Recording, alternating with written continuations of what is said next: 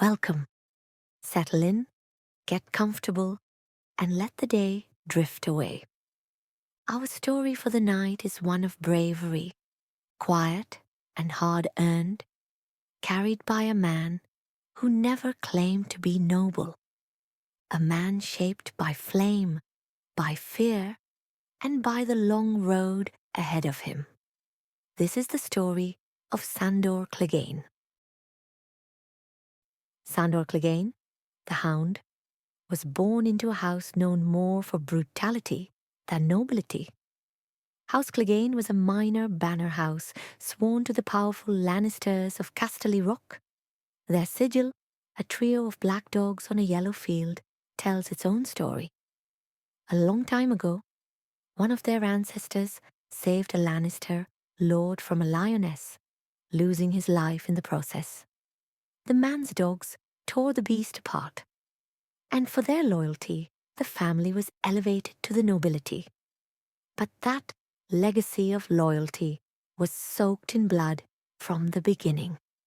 Sandor was the second son of the family, and he grew up under the towering shadow of his older brother, Gregor, a boy who was already enormous, already cruel, and already feared. Gregor Clegane, the mountain that rides, would grow into one of the most terrifying figures in the Seven Kingdoms. But his monstrous nature didn't start on the battlefield. It started at home. Sandor was a boy like any other, curious, innocent, perhaps even kind once. He never stood a chance. One day, when he was just 6 years old, he found one of Gregor's toys, a simple thing, a wooden knight or a tin soldier. Sandor picked it up and began playing with it, not knowing that, for his brother, possession was everything. Gregor found him, and without a word, pressed his little brother's face into the hot coals of a brazier. The smell of burning flesh filled the room. Sandor's screams went unanswered. No one stopped Gregor. Not their father, not the servants, not even the Lannisters. And when it was over, Sandor's face was ruined. A mass of melted skin, raw and ragged, forever marked by the fire. But worse than the physical scars were the truths that were branded into his heart, that no one would protect him, that power answers to no one, that knights and oaths and songs were all lies. From that moment on, Sandor learned the world's only rule: kill or be killed. The fire didn't just burn his skin, it burned into his soul. From that day forward, he couldn't look at flame without panic rising in his throat. It wasn't just a fear, it was a primal, bone-deep terror, one that would later make him abandon a battle, break his vows, even forsake a crown. Fire was a reminder, a memory, a punishment. It was the shape of his brother's hands, the sound of his own screams echoing in a stone hall, the proof that the world was not just unjust, it was cruel, and it liked to watch. There's a detail in the books, easy to miss, but heavy with implication, a mention of a Clegane sister. She's never named, never seen, and most readers forget her entirely. But when Sandor speaks of her, briefly, bitterly, he says this: "He killed her too, you know." My sister, nothing more, no explanation, no justice, no names, just another grave left unmarked in Gregor Clegane's path of destruction. In that single sentence, we get a glimpse into the sheer scale of horror Sandor grew up with. It wasn't just the beating, it wasn't just the fire. It was a lifetime of watching the strong destroy the weak, and no one raising a hand to stop it. It's no wonder Sandor doesn't believe in knights. It's no wonder he hates songs about honor. It's no wonder he learned to survive by becoming the very thing he once feared: a brute with a sword, a snarling dog on a leash. And yet, even in all his bitterness, There are cracks in the armor. The boy who once played with a toy, the one who once trusted the world, is still in there. Deep beneath the growl, beneath the scars, there is a man who didn't want to become the hound. He just didn't know any other way to live. He doesn't burn people for pleasure. He doesn't laugh when others suffer. He doesn't trust easily, but he does protect in his own brutal, broken way. In time, we'll see this again and again, not just in how he guards the sadistic Joffrey, or how he watches over Sansa Stark, or how he eventually journeys beside Arya. But even before all of that, we have to understand this. Sandor Clegane did not choose the fire, but he was forged in it. The boy who screamed in the brazier became the man who walked into battle unafraid of blood, but always terrified of the flame. So before we meet him at the gates of Winterfell, before the snarling armor and the barked orders, before the cloak of the Kingsguard, we meet a child, burned, broken, abandoned. And this is essential, because it changes everything. It tells us the Hound isn't just a killer. He's a survivor. He's not heartless. He's protecting the tiny flame that still flickers inside him, the part of him that remembers there's a certain irony to be powerless in how Sandor Clegane finds himself at the heart of the kingdom. That boy again, the Red Keep, not a place built on ceremony, someone, pageantry, and lies wrapped in silk. The shell, the seed of kings and courtiers, of golden lions and silver tongues. Once he was just a boy, a quiet child who picked up his brother's toy, nothing more. For that, he was burnt. Not warned, not punished, burnt. Now, years later, that same boy walks the halls of power, not in honor, but in armor. Not revered, but notorious. Not trusted, but obeyed. But not a knight. Never a knight. The details of Sandor's rise aren't fully spelled out, but what we do know paints a clear picture. He earned his place with the Lannisters, not through birthright, but through brute force. House Clegane served House Lannister. They were dogs on a leash from the beginning. But Sandor wasn't given a courtly path. He took it. He rose through ranks the way a hammer climbs, by breaking things. We can assume that Sandor's raw, vicious talent in battle caught the eye of Lord Tywin Lannister, a man who valued loyalty, efficiency, and ruthlessness. Sandor didn't flatter, didn't kneel, didn't play the court's games, but he got results. He killed clean. He protected without hesitation. He followed orders. And perhaps, most importantly, he did not ask questions. That made him useful. In time, he was brought into King's Landing to serve directly. Not as a knight, not as a lord, but as a personal bodyguard to Prince Joffrey Baratheon. An honor, some would say. But to Sandor, it was just another leash. Only this one glittered with gold. This is one of the most defining aspects of his character. Sandor Clegane was never knighted. Not because he wasn't worthy in skill or battle, but because he rejected the entire concept. In Westeros, knighthood is supposed to be sacred, a set of vows to protect the innocent, to uphold justice, to live with honor. But to Sandor, those words are empty. He's seen what knights really are. He's seen them rape, kill, torture, burn, all while wrapped in armor and cloaked in righteousness. They called themselves protectors. But they protected no one when he was a boy. No knight came to stop Gregor. No knight punished the Mountain when he burned his brother's face. He spits on the title because to him, it's a lie. A mask that men wear to excuse their cruelty. So no, he wasn't knighted. And he wouldn't have accepted it if offered. Not because he didn't understand what it could mean, but because he saw what it really meant in the world he lived in. He would not wear a lie, even if it meant being seen as a monster instead of a hero. But was his brother knighted? Yes, and that was the final insult. Gregor Clegane, rapist, torturer, murderer, was made a knight. Sir Gregor, the mountain that rides, a towering, blood-soaked hypocrite in shining armor. He was knighted young, likely for his brutal efficiency on the battlefield. No one cared how many innocents he killed, or how many atrocities followed in his wake. He served power, and power rewarded him.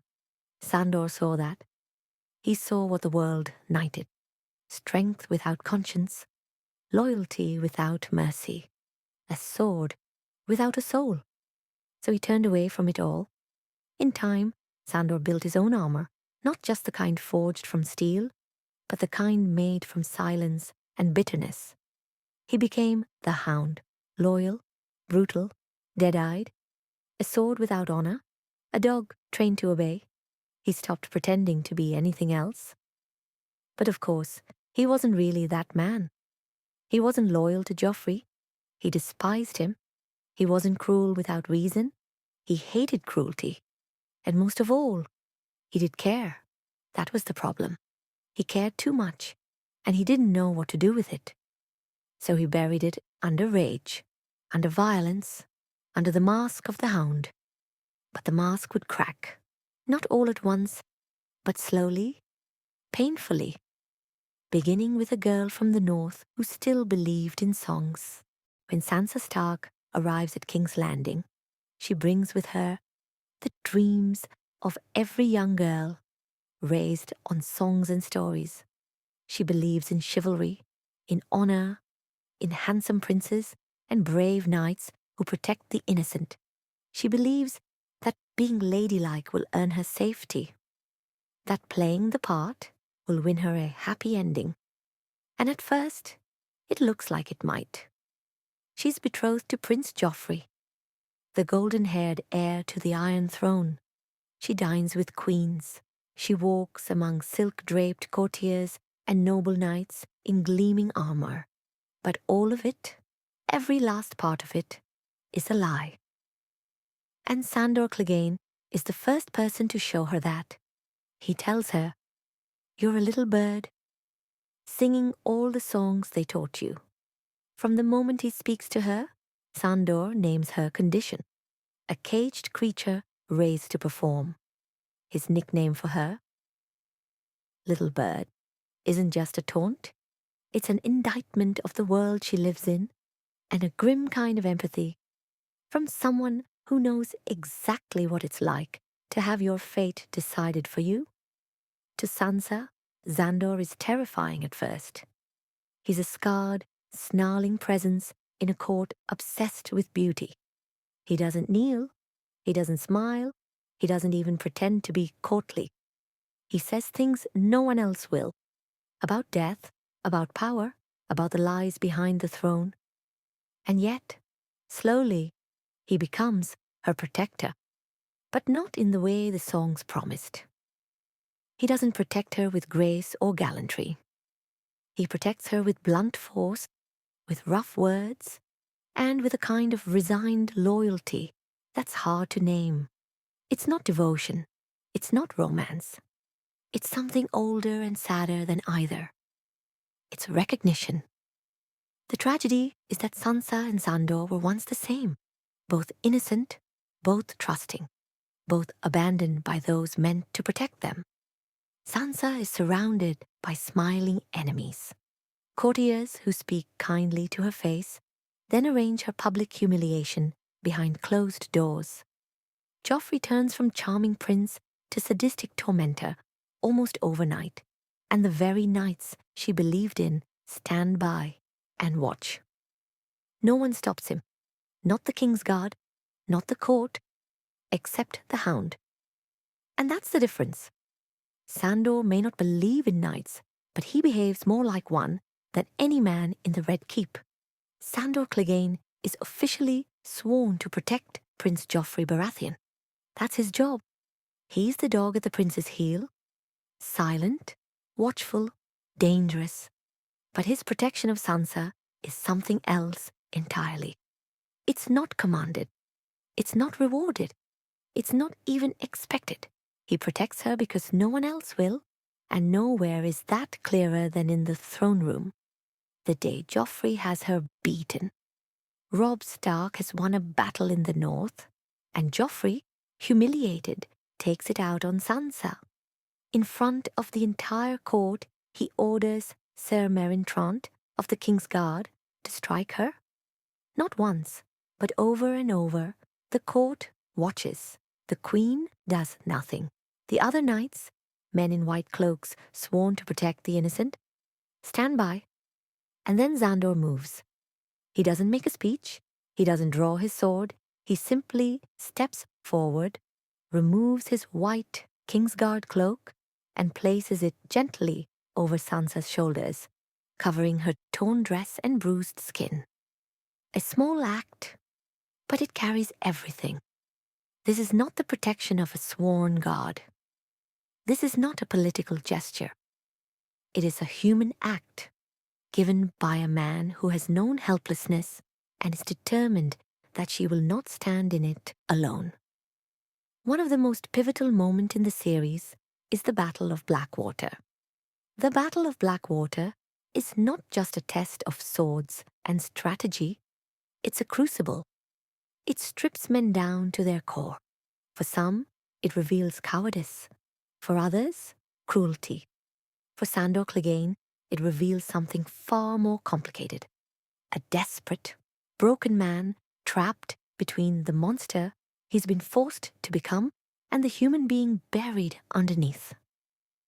The fire is everywhere that night, catapulted into the sky, roaring across the bay, licking the walls of the Red Keep. For most soldiers, it's a tactical threat. For Sandor, it's a waking nightmare. We remember what fire means to him.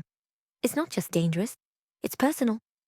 He doesn't flinch from blades or blood, but fire. Fire is different. Fire is childhood. Fire is pain. Fire is Gregor. And now it's all around him. At some point, he simply snaps. He throws down his sword in front of Joffrey. The boy king, who commands but never fights, is aghast. The Hound, the terrifying shadow he's always hidden behind, is walking away.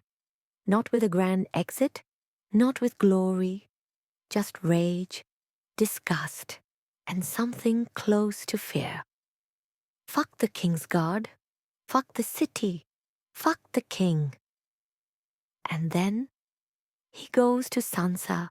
In the show, the moment is fleeting. Sandor finds Sansa, offers to take her away, and she declines. But in the books, it's far more disturbing and more revealing. He doesn't knock. He enters her room drunk, bloodied, and furious, but not at her. Not exactly. He's furious at everything. The war, the fire, the lies, himself. And in the chaos, he turns to the only person in King's Landing who perhaps sees him as something more than a dog. He tells her he's leaving the city. He mocks her songs. Still, he demands that she sing him one.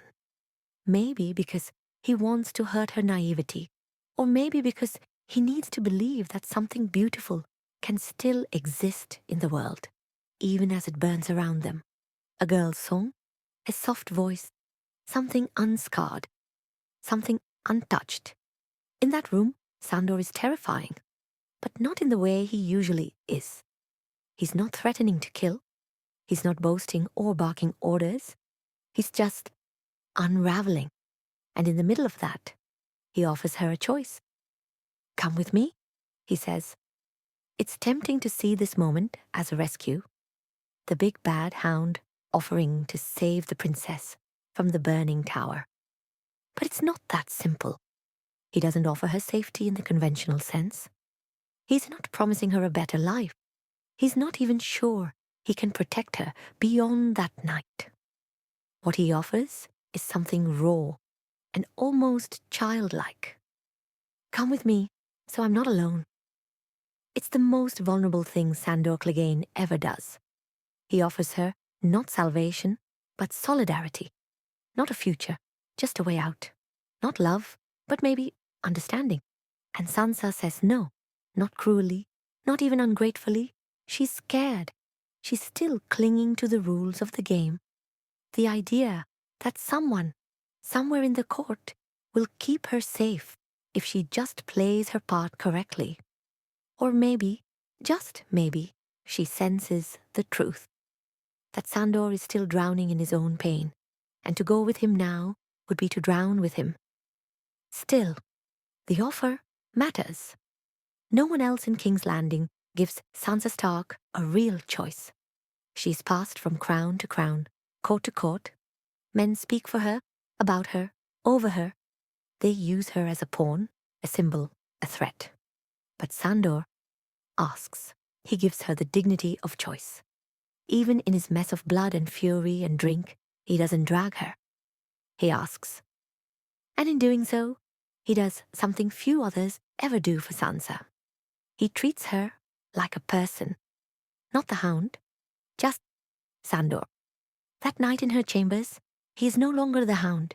He's not the king's dog, or the grim executioner, or the towering killer with the burnt face. He is just a man, frightened and furious, standing in front of a girl who once sang songs about people like him, the ones who were supposed to be brave and noble and good. And in that moment, he almost becomes one. Not by swinging a sword, not by slaying a dragon or storming a castle, but by showing someone a door and letting them choose whether to walk through it. Sandor Clegane and Arya Stark cross paths briefly in Season 1, but it's not until Season 3 that their fates become bound together. Before we understand Arya and Sandor together, we have to understand where Arya is when they reunite. She's not a girl anymore.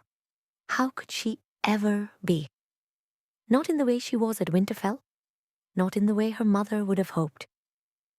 By the time Arya crosses paths with Sandor again, she has already lost nearly everything.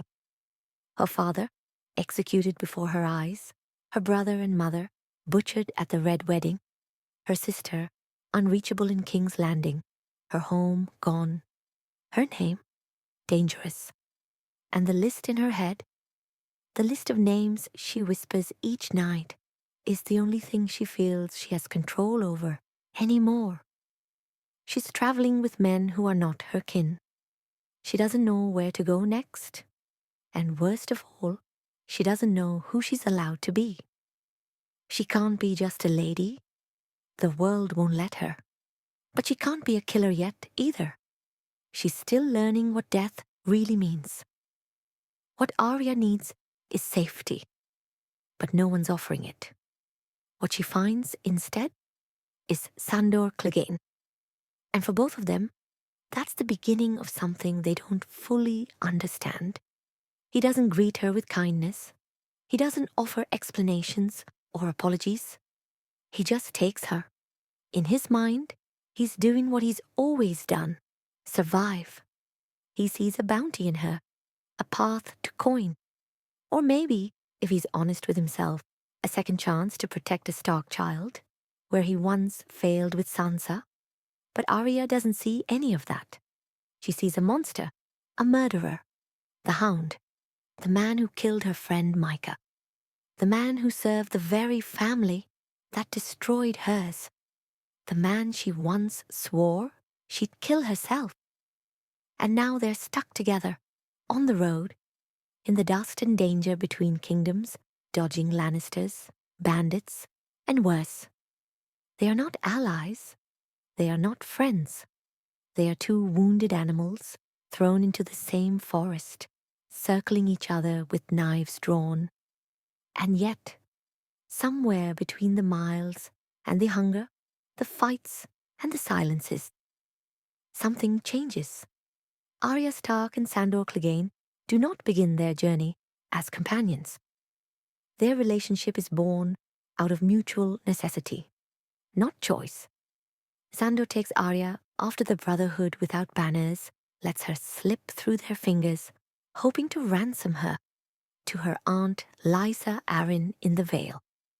Arya, left with nowhere else to go, becomes an unwilling traveller. What's important here is that both characters are entering this dynamic at critical psychological crossroads. Sandor has abandoned the Lannisters and the crown.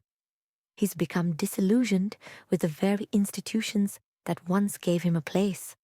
Knighthood, oaths, the idea of service. For perhaps the first time in his adult life, he's acting alone, outside of orders. This means he's also left to define his own morality. And he's not equipped for that. Not yet. Arya, meanwhile, is deeply traumatized and emotionally detached.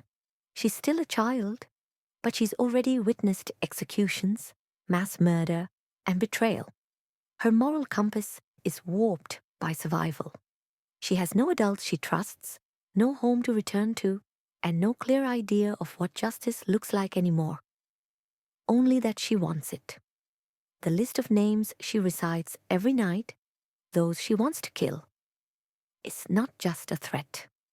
It's a coping mechanism, a structure she uses to maintain a sense of identity.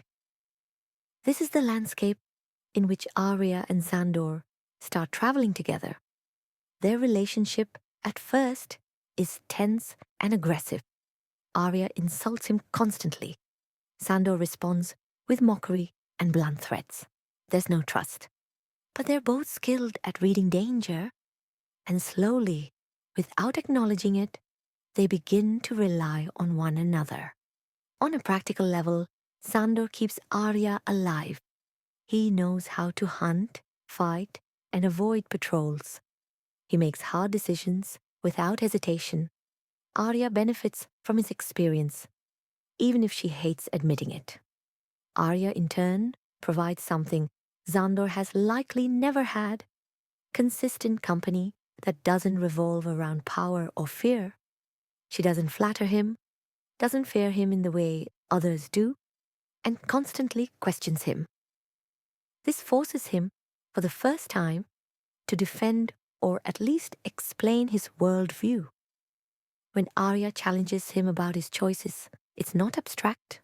She wants to understand how someone who once served the Lannisters and who killed her friend Micah justifies his actions. And while Sandor never apologizes, he does offer something else: the truth. This is one of the few things Arya can respect. After the lies she's heard from lords, queens, and soldiers, Sandor's brutal honesty stands out. He doesn't pretend to be noble. He doesn't dress his decisions in honor. He admits he's killed for pay. He admits he's selfish. But this honesty gives Arya something stable, a worldview that doesn't rely on illusions. The majority of their time together is filled with arguments. But these arguments serve a purpose. They act as their primary mode of communication. Arya is still a child, learning to express anger and grief. Sandor is an adult who has repressed emotion for decades. Neither is emotionally literate in the traditional sense. So instead, they argue. They trade insults. They mock. And over time, these verbal battles take the place of something like emotional intimacy. A turning point in their dynamic comes in the quiet moments. At one point, Arya and Sandor stay in a small village with a kind farmer and his daughter. The farmer offers them shelter in exchange for work. Arya sees it as a temporary peace, a chance at rest. Sandor, in contrast, robs the man before leaving. Arya is furious. She accuses him of being exactly what people say he is: a killer with no honor. Sandor's response is simple. He's weak. He'll be dead by winter. It's cold. It's brutal. But it also reveals how Sandor sees the world. through a lens shaped by suffering. He believes that mercy and kindness are illusions that get people killed. And in his mind, what he's doing isn't cruelty, it's just the truth, stripped of comfort. But Arya doesn't fully accept this. This moment plants one of many small seeds that will, over time, challenge how Sandor sees himself. Gradually, their relationship becomes less adversarial and more mutual. Arya begins to trust his decisions, even if she doesn't always agree with them. Sandor begins to show signs of concern that go beyond self-interest. When Arya is in danger, Sandor doesn't hesitate to protect her, not because she's valuable, but because she's herself. He teaches her to watch her surroundings, how to aim a strike, when to hold back. But more than that, he simply stays. He doesn't abandon her. And in Arya's life, that's rare. At no point do they verbalize this change. There's no confession, no softening in tone, but the evidence is in the choices they make for one another, especially when they don't need to. By the time they reach the Vale, they're no longer pretending to be enemies. They're nearly companions, not out of affection necessarily, but out of a shared code, a hard-earned respect, and maybe, though neither of them would ever say it, a sense of belonging. After surviving ambushes, hunger, illness, and nearly constant threat, Sandor and Arya finally reach the Vale of Arryn. This has been their goal for weeks. For Sandor, it represented a kind of finish line. Drop Arya off with her last living relative and collect a reward. It was a plan that let him pretend this whole thing wasn't personal, that he was doing it for money, not meaning. But as they stand at the gates of the Eyrie, the guard delivers the news. Lysa Arryn is dead. There's a beat of silence. The journey is over. Not because they've arrived, but because the destination no longer exists. And Arya? She laughs, not a soft, bitter chuckle, but a full, uncontrolled laugh, sharp and cruel and startling. The sound of a child who has finally stopped expecting life to be fair. Because of course she's dead. Of course the one person left who might protect Arya, take her in, offer some version of safety, is gone. This is what the world does. It takes and takes. And the only thing left to do is laugh. For Arya, this moment is a crack in the mask she's been wearing. It's not joy, it's surrender. She's no longer shocked by death or even upset by it. Laughter becomes the only response she can muster. It's her way of saying, I'm done hoping for something better. This is a major psychological turning point. Arya is becoming untethered, not in a chaotic or irrational sense, but emotionally. She no longer believes in a next safe place. The road is the only constant. Violence is the only certainty. And Sandor, somehow, is the only one who hasn't left her. And for Sandor, this is where the cracks begin to show. For all his bluster, Sandor had come to see this plan, delivering Arya to her aunt as a way to justify his attachment. He could tell himself he wasn't getting soft. He wasn't protecting a little girl. He wasn't forming any kind of bond. He was simply doing a job, seeing it through. But in this moment, with Lysa dead, with Arya laughing, that illusion falls apart. There is no reward now, no safe haven, no reason to keep going. And so the question becomes, why is he still with her? He could abandon her. He could take her to another lord, sell her, trade her, force her along the road again. But he doesn't. He stays, keeps walking, keeps her close, because even if he won't admit it to himself, he cares. This wasn't about coin anymore. Somewhere along the way, this girl stopped being cargo and became something closer to a responsibility.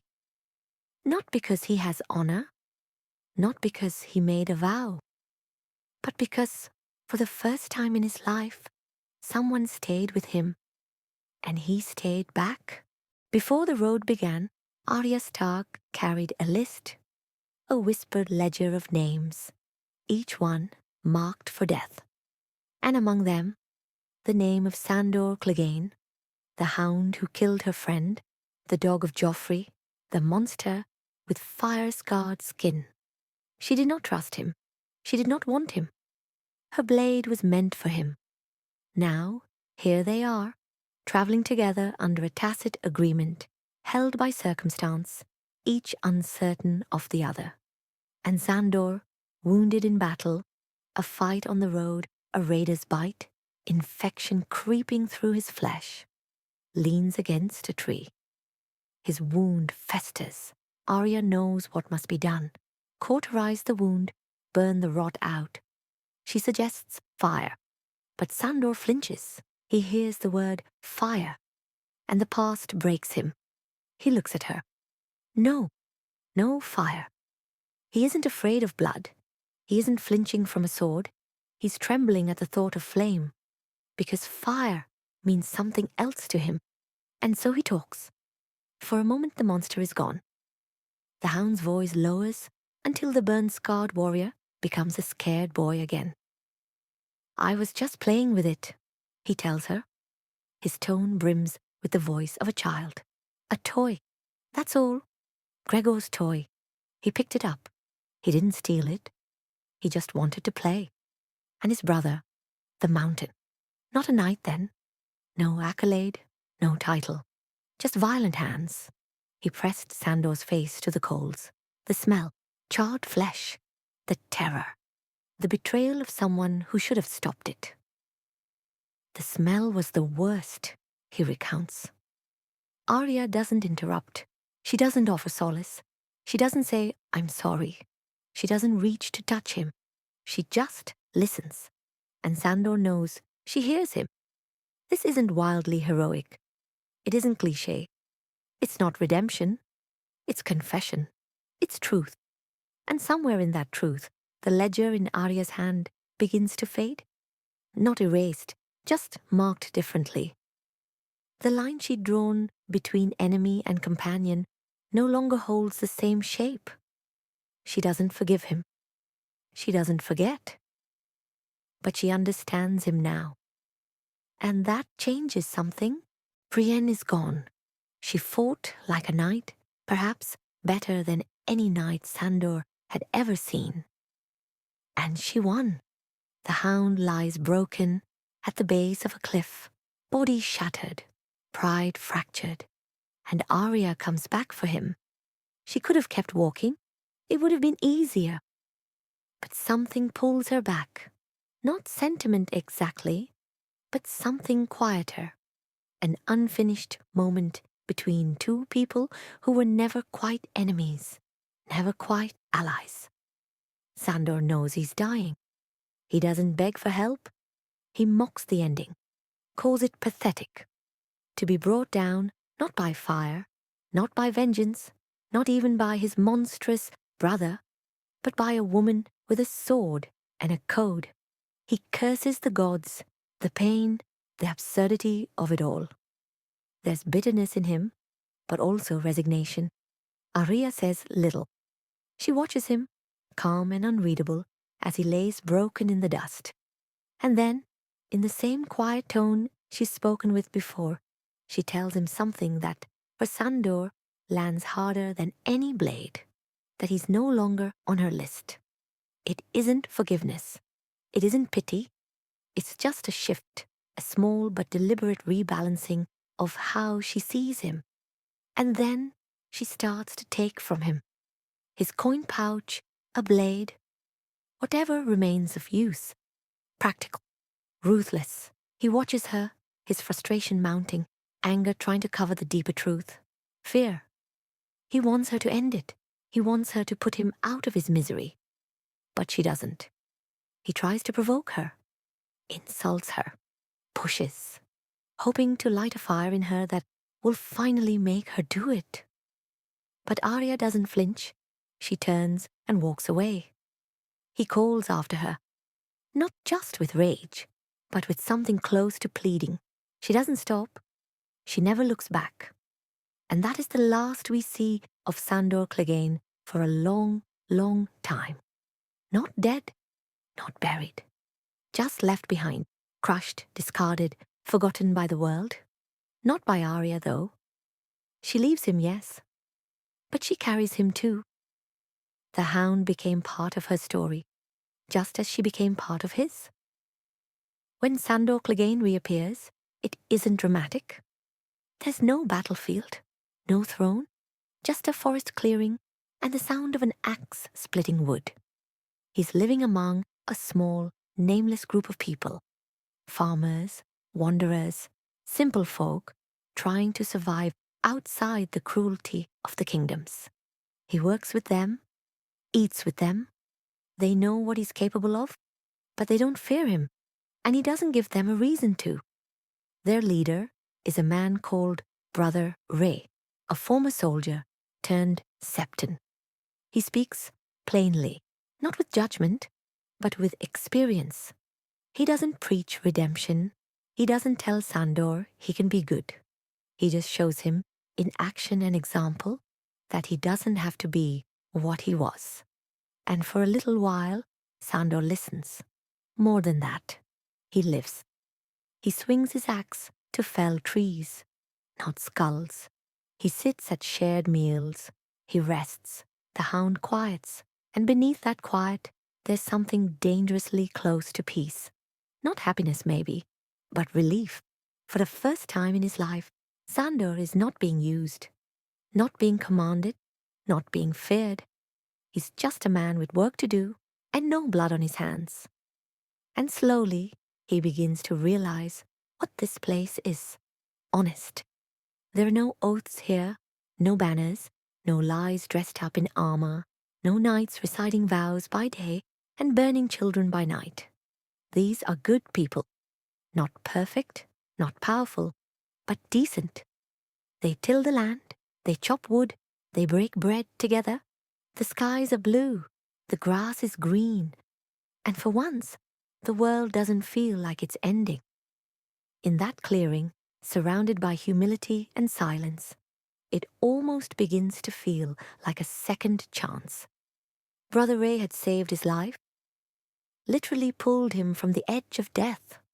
But more than that, he gave Sandor something the world never had, a space to just be. Not a dog, not a killer, just a man. And for a man who grew up surrounded by fire, torment, and brutality, that is no small thing. But peace, in Westeros, is borrowed time. While Sandor is away cutting wood, violence returns. Raiders descend, senseless, cruel, cowardly. They hang Brother Ray. They slaughter the villagers. No warning, no mercy. Sandor returns to silence. The bodies hang limp from trees. The same trees he chopped with his axe. The grass is still green. The sky is still blue. But the color means nothing now. And just like that, the illusion is over. He picks up the axe again. Not because it will bring them back, not even just for vengeance, but because the world has reminded him, in the most brutal way, that no matter how far you travel, no matter how quietly you live, blood still comes. Good people die anyway. Kindness is not armor. Peace is not protection. Sandor had finally surrounded himself with decency, with people who saw him as more than his scars. And it didn't matter. So the axe becomes a weapon again. This isn't just rage. It's despair in motion. It's the sound of a man returning to what he knows, not because he wants to, but because he believes the world gives him no other choice. He finds the raiders. He executes them swiftly, brutally, without ceremony. And when the Brotherhood without banners finds him again, Beric and Thoros, men he once would have gladly killed. He doesn't raise the axe. He listens. They tell him the world is changing, that the war is no longer between men, but between life and death itself. And maybe, just maybe, that's a war worth fighting. The Brotherhood was led by Beric Dondarrion, a man who had returned from death multiple times, carrying a strange light within him, a flicker of faith and purpose that Sandor did not share but could not entirely ignore. Alongside Beric was Thoros of Myr, a red priest whose fiery faith clashed with Sandor's deep cynicism. At first, Sandor kept his distance.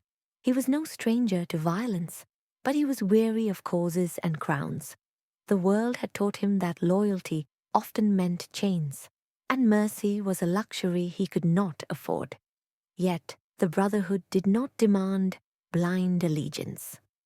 They offered something different, a place where he could fight on his own terms for a cause that wasn't cloaked in the hypocrisy of kings and knights. In journeying with the Brotherhood, Sandor did not abandon his doubts or fears, but he found a strange kind of belonging. Fighting alongside these outlaws, he was no longer just the hound, the brutal tool of kings and lords, but a man who chose where to place his blade, even if that choice came from pain rather than hope. One night, the Brotherhood stopped at a small weathered cabin in the wilderness. Sandor recognized it immediately. It was the home of the farmer who had once offered him shelter during his journey with Arya. But now the place was silent and cold. Inside, they found the lifeless bodies of the farmer and his daughter. The sight struck Sandor hard. Guilt washed over him as he remembered that, when he had been there before, he had taken from this man, robbed him in the name of survival. Later that night, as the fire crackled low, Beric urged Sandor to look into the flames. Sandor hesitated. Fire was a source of terror and pain for him, the reminder of a childhood wound that had never fully healed. But pushing past his fear, he leaned closer. Within the flickering blaze, a vision took shape. The wall of ice looming against a dark sky, the mountain shaped like an arrowhead standing tall, and beyond it, thousands of dead soldiers marching in cold silence. For the first time, Sandor believed in something greater than the pain and cynicism that had ruled his life. The threat of the undead was real. The world was on the brink of destruction, and the Brotherhood's fight was no longer just about vengeance or survival. It was a cause that demanded attention. That night, Sandor buried the farmer and his daughter beneath the earth, marking their graves with quiet respect. Kneeling, he muttered simply, "He was a good man." It was a rare moment of humility from a man who had long lived in shadows, an acknowledgement that even in a world full of cruelty, some lives deserved honor. This moment marked a subtle turning point. Sandor was still the same man, scarred, gruff, and skeptical. But he was no longer just a force of destruction. He was a reluctant guardian of something fragile, the memory of kindness, the possibility of justice in a world that often ignored it. Sandor Clegane had fought for lords he didn't respect, kings he didn't trust, and causes he didn't believe in. The next time we see Sandor, he has found himself caged in a freezing stone cell at Eastwatch by the sea, detained alongside the Brotherhood without banners by the men of the Night's Watch. It was a strange place to end up for a man like Sandor. The last time he'd come this close to the wall, it had only been a vision in fire. Now he stood at its shadow. The Brotherhood's presence at Eastwatch wasn't exactly welcomed.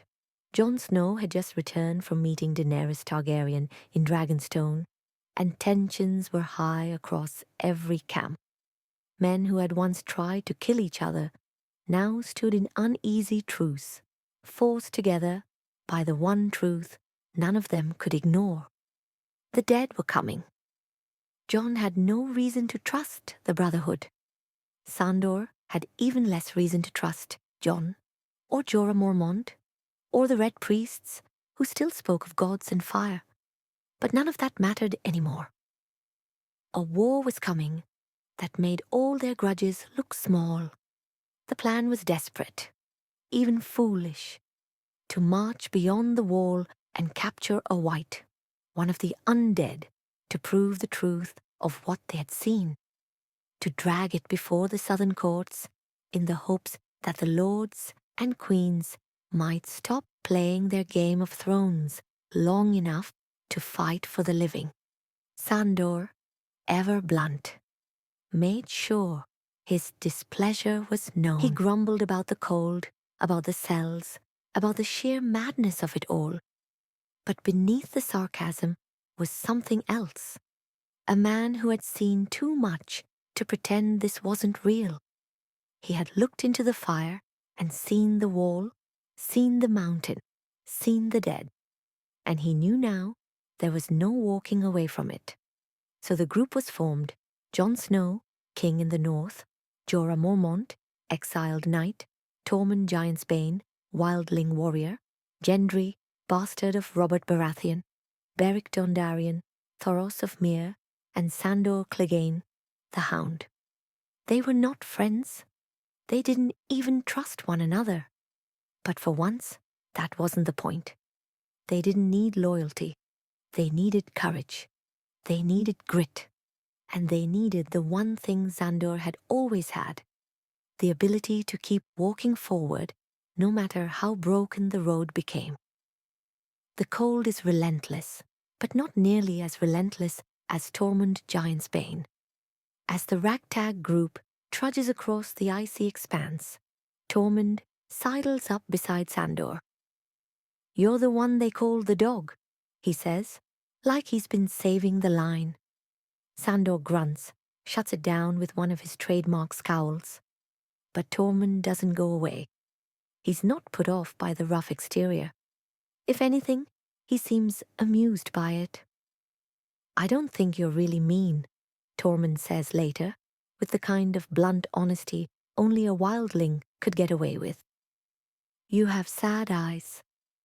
Sandor doesn't answer. He never does when people get too close to something true. The journey continues, and much to Sandor's dismay, and perhaps the audience's quiet enjoyment, Tormund keeps talking. He rambles about home, about a woman he's set his heart on, a tall, fierce beauty. Blonde, with a face like a slapped arse, but the soul of a warrior. That stops Sandor mid-step. "Brienne of Tarth?" he asks. Tormund lights up, confirms it. Sandor says nothing more, but there's a flicker of something unspoken between them. In another world, they might have been friends. But this is Game of Thrones, and friendships rarely survive the cold. The group presses on. Sandor spots a familiar shape in the distance, an arrowhead mountain. It's the same one he saw in the flames, the same fire he still doesn't trust. Still fears. The warning comes too late. Out of the snow lurches a bear, dead, but moving, blue-eyed. The fire is their only weapon, but when it flares, Sandor hesitates. It's not just a pause, it's paralysis. And in that moment, Thoros is lost. Sandor doesn't say it, but he knows he could have moved. Should have. The mission doesn't stop. They capture a White, and Sandor throws it over his shoulder like it's nothing. But nothing ever goes smooth. The group is surrounded, stranded on a frozen lake, with only Gendry running back to Eastwatch as their one chance of survival. They hold, barely, on a thin sheet of ice, some of the fiercest warriors the realm has ever seen, brought to stillness by waiting. In the night, Thoros succumbs. The cold claims him while he sleeps. Sandor mutters that it's not the worst way to go. Maybe even a lucky one. But patience doesn't last forever. Sandor, restless, throws a rock at the army of the dead. One skips across the frozen surface and holds. That's all it takes. The undead surge. The battle is chaos. Ice shatters. Blades clash. Sandor fights, cuts through them, and even saves Tormund from being pulled under. Maybe that's what Brienne would have done. Maybe he just didn't want to hear the wildling talk about sad eyes anymore. It's all but lost, until fire rains from the sky. Daenerys arrives, dragons in tow. One doesn't leave. The Night King claims Viserion, and a weapon is born, but the rest escape, all but Jon. He's saved later by a ghost of the past, Benjen Stark, half dead and out of time. Sandor doesn't wait for thanks. He takes the white, the proof they came for, and leaves. Tormund and Beric stay behind. Sandor goes on. Sandor travels south, escorting the white to King's Landing, a mission few would sign up for, let alone survive. He's not the kind of man who enjoys politics, but this isn't about politics. This is about showing the enemy what death truly looks like. The group arrives in the capital, Daenerys' side flanked by Jon, Tyrion, and others, all headed to the Dragon Pit for the historic summit with Cersei Lannister. Sandor is among them, looming behind the crate that holds the thing they've brought from beyond the wall. But for Sandor, this meeting isn't just about undead monsters. He knows who's waiting there. His brother. The mountain stands near Cersei, silent in his black armor, less man than creature now. When Sandor walks past him, he stops, looks up, looks his brother in the eye for the first time in years. It's not a reunion. It's a reckoning long overdue. Sandor doesn't mince words. You know who's coming for you, he tells him. The message is clear. One day, it'll be me. But the task at hand still demands attention. The crate is opened, and for a moment, everything is still. Then the white erupts forward in a flurry of shrieks and chains. Even Cersei is shaken. Mission accomplished. The point is made. The threat is real. But Cersei plays her own game. Sandor stands back as leaders argue, schemes unravel, and deals are brokered. Or not. Eventually, the group disperses. They've done what they came to do. He returns to Winterfell with the same group he left the wall with. But things have changed. The air is thick with preparations. Dragon glass, forged and sharpened. War is coming, and everyone knows it. Even Sandor. Inside the forge, Gendry works fast and focused. The boy's good with his hands. Always was. Sandor, never one to offer praise without a punch, throws a few sharp words his way.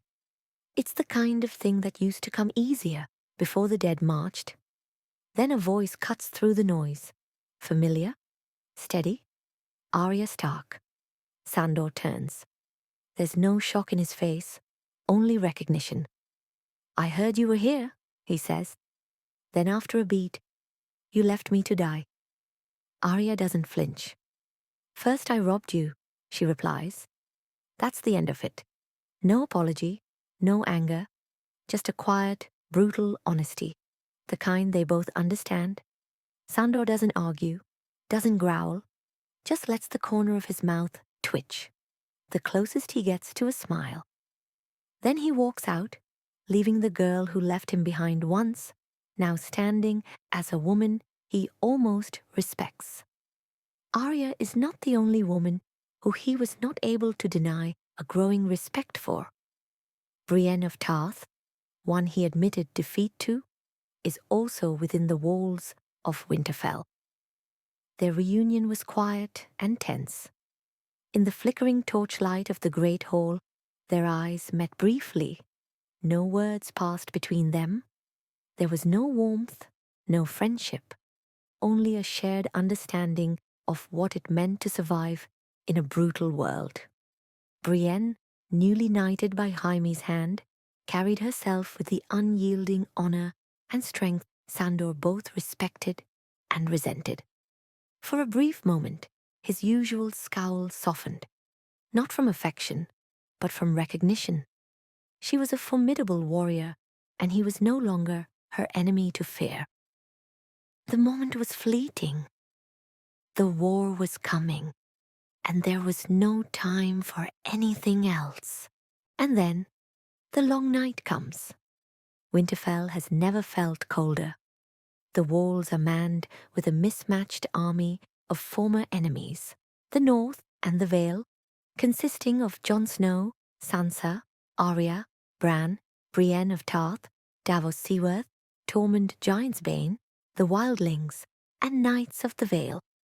House Lannister, led by Jaime Lannister, riding with a mix of loyalists and new converts, the Brotherhood and the Faith, made up by Beric Dondarrion and his band of resurrected warriors.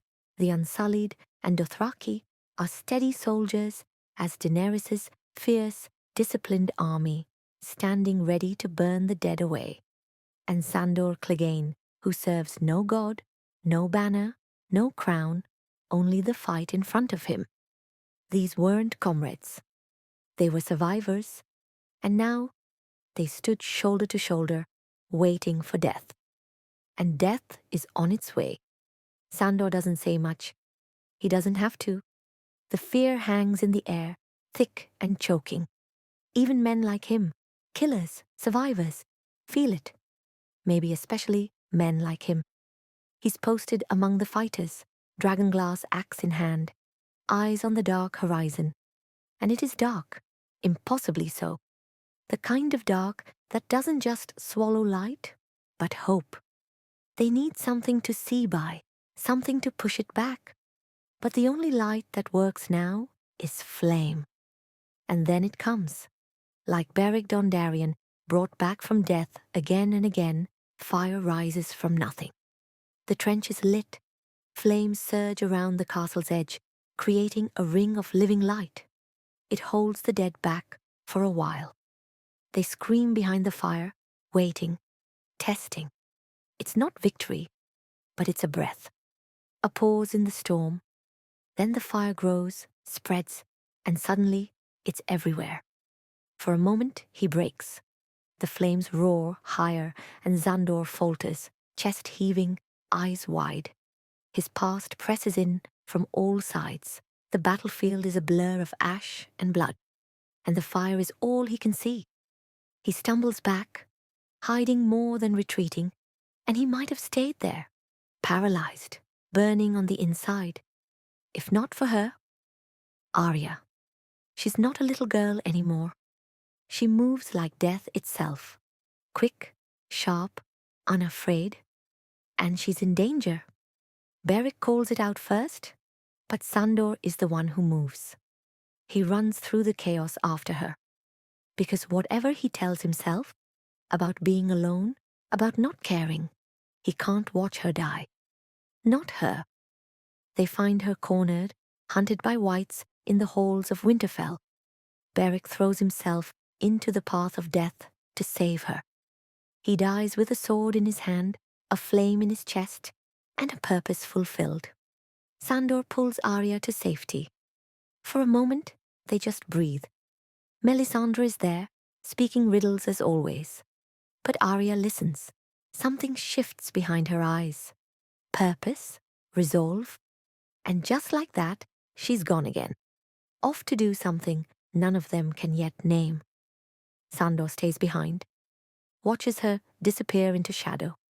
He's not sure what she's become, but he knows this much. She's not going to die tonight. Not if he can help it. And she did not. In fact, she saved them all. In one swift, deadly move, she plunged a shard of dragonglass deep into the Night King's heart. The army of the dead shattered in an instant. Thousands of years of darkness undone by a girl no one fully understood. The war was over, but nothing was settled.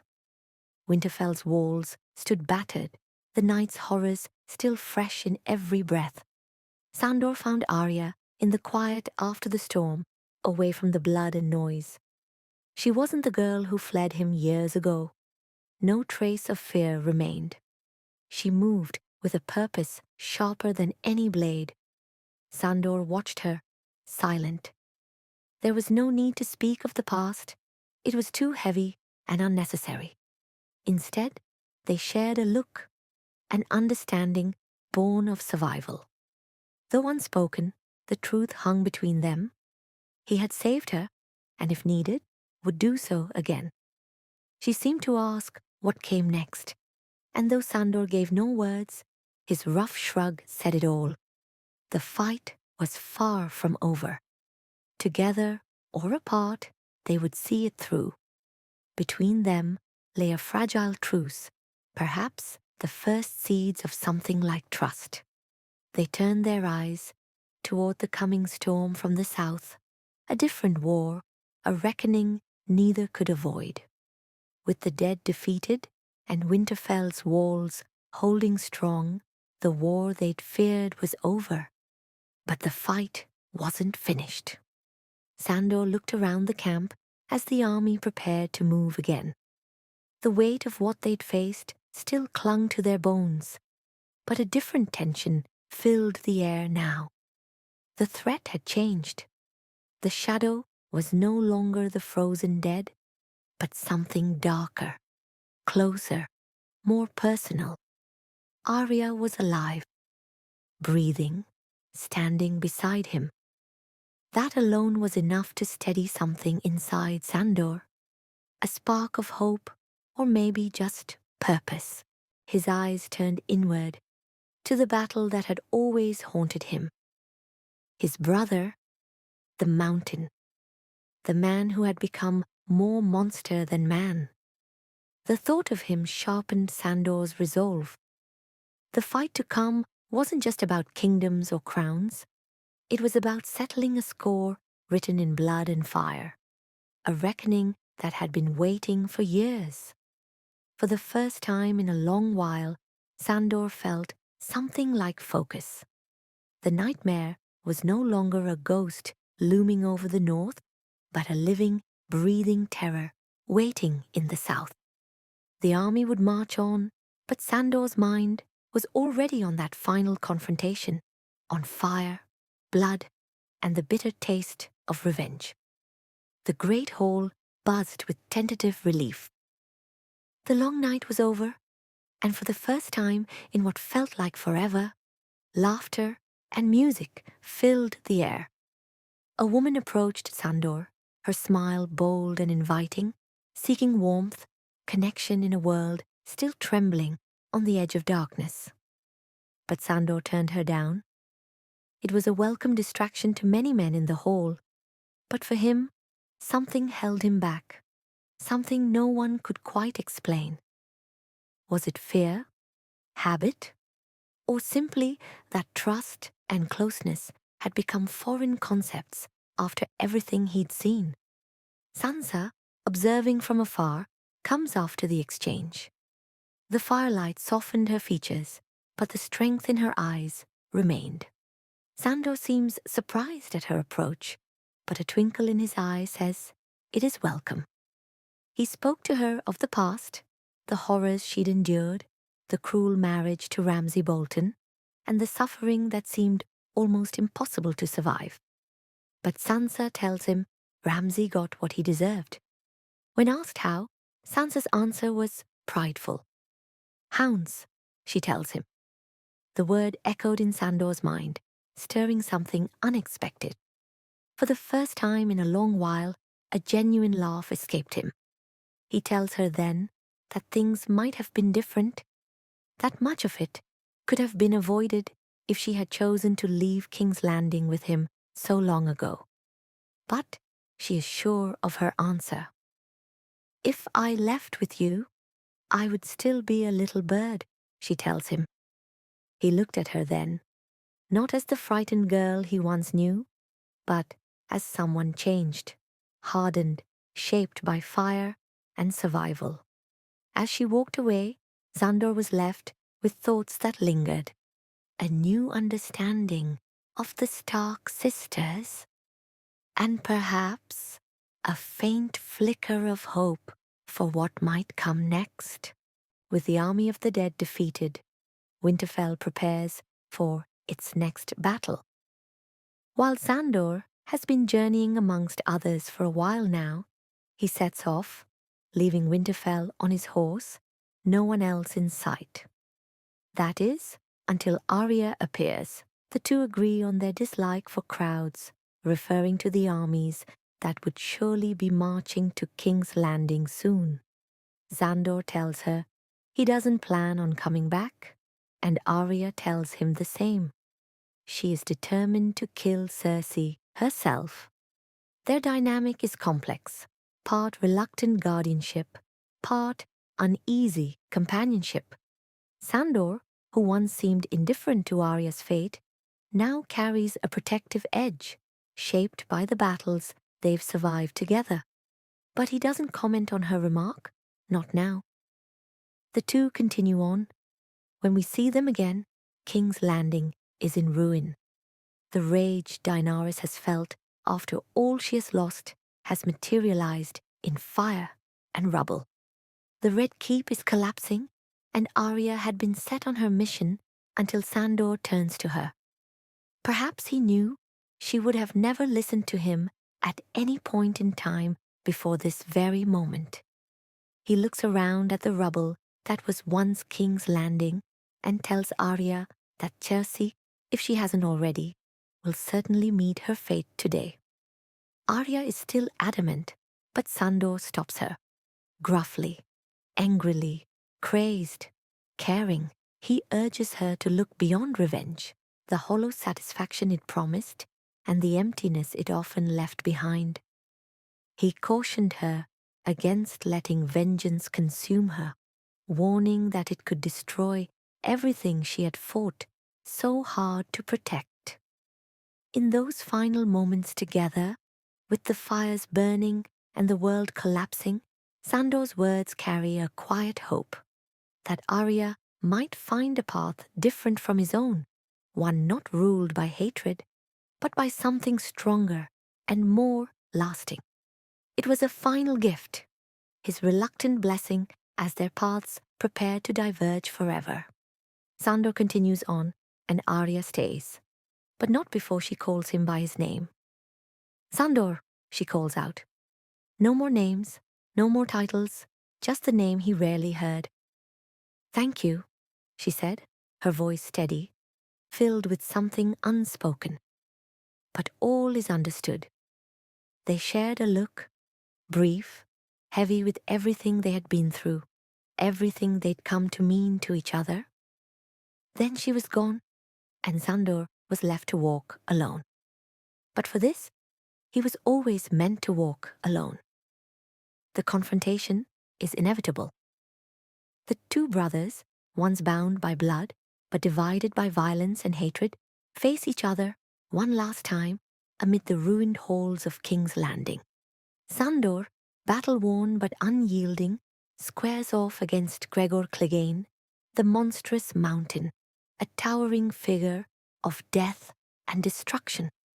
The air is thick with smoke, dust, and the echoes of a city's collapse. Their fight is brutal and relentless, each strike fueled not just by survival, but by years of personal torment and rage. Sandor's agility and grit clash with the mountain's overwhelming size and strength, creating a violent dance of fury and pain. The battle pushes Sandor to his limits, scars torn open, breath ragged. But he fights with a fierce determination, not just to defeat his brother, but to end the cycle of violence that has haunted them both. In the final moments, with the city burning around them, Sandor manages to outmaneuver the mountain, using his cunning and sheer willpower to bring the colossal beast down. But victory is bittersweet. Sandor knows this fight will cost him dearly. As the mountain falls, so does Sandor, the brothers locked in a deadly embrace, their fates sealed in a final, devastating act of destruction. And so ends the story of Sandor Clegane, a man forged in fire and shadow, marked by a brutal past and a haunted present. Scarred and weary, he moved through a world of violence and mistrust, often standing alone against the darkness around him. Yet beneath his hardened exterior, the bonds he formed with Arya and Sansa Stark revealed the flickers of something he rarely allowed himself: care, protection, and a quiet hope. Through them, Sandor glimpsed a chance at redemption, not through grand heroics, but in the simple acts of loyalty and fierce guardianship. His journey was a testament to the complexity of a broken soul seeking meaning, balancing the scars of his past with the fragile possibility of grace. In the end, Sandor's story lingers, not as a tale of perfection, but as one of relentless resilience and unexpected humanity. My hope is that you are now asleep. I will let you be now. Good night, and may tomorrow come easy.